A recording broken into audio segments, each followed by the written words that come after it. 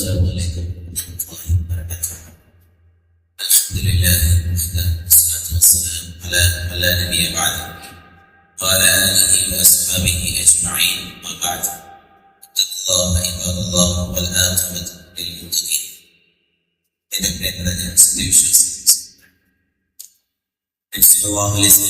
അബൂബക്കർ റളിയല്ലാഹു അൻഹു ഹിജ്റ പോകുന്നതിനിടയിൽ ഒരു ഗുഹയിൽ അഭയം പ്രാപിച്ചത് നമുക്കറിയാം. ഗുഹ എന്നറിയപ്പെടുന്ന ആ ഗുഹ നമ്മളിൽ പലരും ഒരു പക്ഷേ കണ്ടിട്ടുണ്ടാകും. അങ്ങനെയുള്ള ആ വേളയിൽ ഖുറൈശികളാകട്ടെ ഇവരെ പിടികൂടാനായി സല്ലല്ലാഹു അലൈഹി വസല്ലമയോ അബൂബക്കർ റളിയല്ലാഹു അൻഹു പിടികൂടാനായി ആളുകളെ ഇനാം പ്രഖ്യാപിച്ച് അയക്കുന്ന സന്ദർഭം. അവിടെയും നബി സല്ലല്ലാഹു അലൈഹി വസല്ലം അബൂബക്കർ റളിയല്ലാഹു അൻഹു ഒട്ടും അവർ ശ്രദ്ധയുള്ളവരായിരുന്നില്ല. പക്ഷേ അബൂബക്കർ റളിയല്ലാഹു അൻഹു അദ്ദേഹം നബി സല്ലല്ലാഹു അലൈഹി വസല്ലമിനോട് പറഞ്ഞു പോയി, യാ റസൂലല്ലാഹ് ലൗ അന്ന അഹദഹും നദറ തഹത ഖദമൈഹി ലഅബ്സറന. നബിയെ, ഇവരിൽ ആരെങ്കിലും ഒരാളൊന്ന് താഴേക്ക് നോക്കിയാൽ നമ്മളെ ഉറപ്പായിട്ടും അവർ കാണുകയും നമ്മളെ പിടികൂടുകയും ചെയ്യും.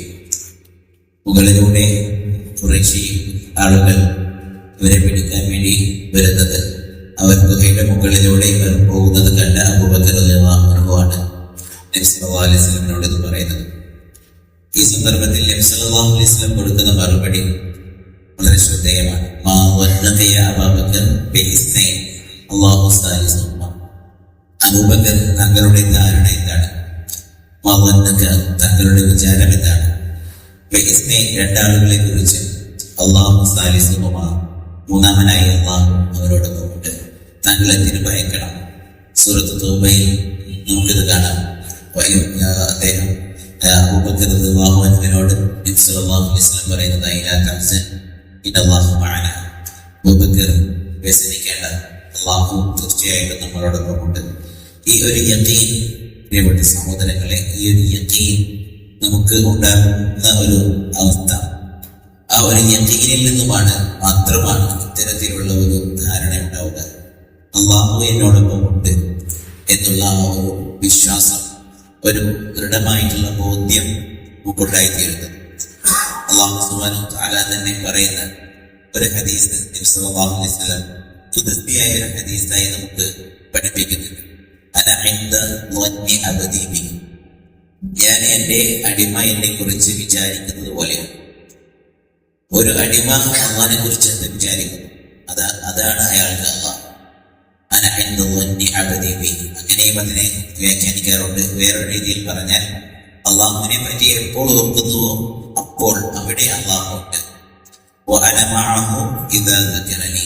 അവൻ എന്നെ എപ്പോൾ ഓർക്കുന്നുവോ അപ്പോഴെല്ലാം ആ അടിമയോട് കൂടി ഞാനുണ്ട് എന്ന് അല്ലാഹു സുബ്ഹാനഹു വ തആല പറയുന്നതായി നബി സല്ലല്ലാഹു അലൈഹി വസല്ലം നമ്മളെ പഠിപ്പിക്കുന്നു.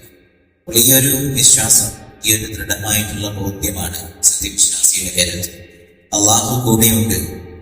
ഞാൻ അള്ളാഹുവിനെ ധിക്കരിക്കാത്തിടത്തോളം, അള്ളാഹുവിന്റെ കൽപ്പനകൾ ഞാൻ ശിരസ വഹിക്കുവോളം, അള്ളാഹുവിനെ എന്റെ ജീവിതം ഞാൻ സമർപ്പിക്കുവോളം അള്ളാഹു എന്നോടൊപ്പമുണ്ട്.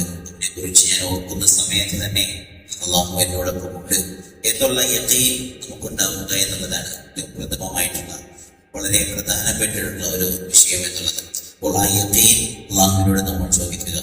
ഇതും നമ്മൾ കരുതിയാൽ, നമ്മൾ പരിശ്രമിച്ചത് കൊണ്ടോ കഠിനമായി അധ്വാനിച്ചത് കൊണ്ടോ ഒന്നും നേടിയെടുക്കാൻ പറ്റുന്ന ഒന്നല്ല.